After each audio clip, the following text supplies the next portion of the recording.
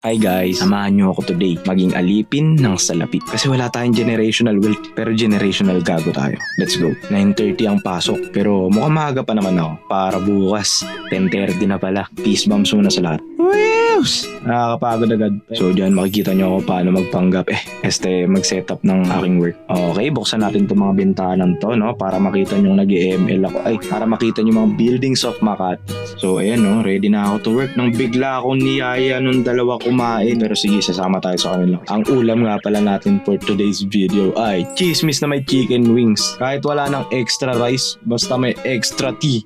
So dito makikita nyo akong ginagawa ang aking dream job, no? Dahil nananaginip na ako sa trabaho. Dapat mayroong work-life balance. Tingnan nyo to. Sidestep.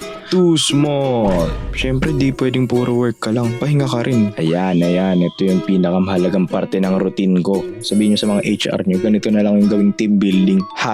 #bonded by chismis. Natapos rin ang isang araw ng pagpapanggap. Ang hirap talaga maging corporate slave. Sana next life, nepo baby naman tayo, no? Let's go. Bye. Uwi na ako mga Hehe.